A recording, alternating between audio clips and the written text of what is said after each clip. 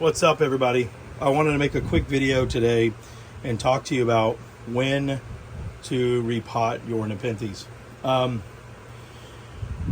The rule of thumb when you repot is every 2 years. If you use sphagnum moss will break down about every 2 years. It isn't always that case, right? There's many reasons why you would repot your plants. But good rule of thumb is every 2 years. Now, there are other reasons why you do it, and I want to show them here. So these are my little, I've shown these quite a bit. I love them. These are a bunch of seedlings of spatulata by Rob Cantley, and I just up potted them into a ridiculously large plant or a pot for their size, because that will stimulate growth. Just like any other plant, Nepenthes, their roots get a little bit of freedom and they will spread out. So that's one reason why you would repot. But overall, if your plant is more of a mature plant, it doesn't necessarily need it unless it's every 2 years. Now, there are a couple of exceptions to that rule. If your soil, for instance, like this one right here, unfortunately, I've sprayed this with neem oil, but you see all that white stuff that looks like snow. Unfortunately, it is not lovely snow. It is white powder mold. And so I'm going to replant this plant to get rid of that infected moss. Even though I've sprayed it with neem oil, I want to go ahead and get that out of there. That way it doesn't seep into the root bases or seep into the plant in any kind of way. So that is one reason to repot. And again, remember, what causes white powder mold more often than not is lack of air circulation. So very important that you get that.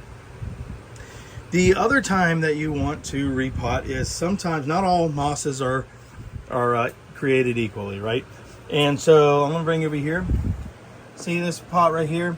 This moss has degenerated. See, it's kind of basically just broken into just awful grittiness, and it's really compacted. I'm going to replant that plant, or repot that plant rather, and give it some fresh moss, just so that it will continue its healthy growth. The problem with leaving your plants too long and degenerated moss is it doesn't aerate, it doesn't breathe as well on the roots, and so they have a tendency to not only grow mold faster, but also can cause root rot because they don't get a lot of breathing to them. So those are some special case scenarios where you may want to repot sooner than the 2 year mark. Also, depending on the plant that you have will determine how often you need to repot. Now, for instance, truncata, for as big as it is, has a very, very small root system. However, I do like to up pot it into these big pots, just to, again, promote that huge growth, and then also so that its heavy pitchers can sit onto the sphagnum moss. You certainly don't have to do this. This truncata here would do just fine in a pot half this size, maybe even smaller. But then there are other plants like a Raja that require very, very big, very deep pots.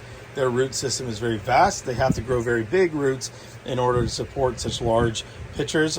A full-grown Raja will have, upwards of a gallon of water in their pitchers. So do some studying, do some homework, find out what your plant is, what their root systems look like.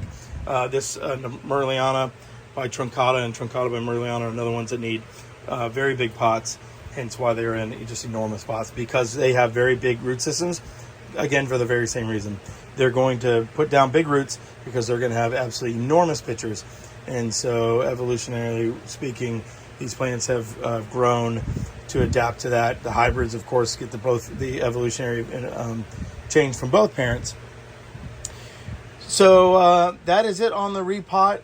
Again, but as this additional note, also remember, when you do repot, make sure you soak your sphagnum moss first. It will expand to several times its size, and also mix in that perlite. Make sure you have good aeration in the soil. Very, very important. And keep that soil, this is something I struggle with, make sure you keep that soil damp and moist. Alrighty, folks, that's all I've got. I hope you have a wonderful day. See you soon. Bye-bye.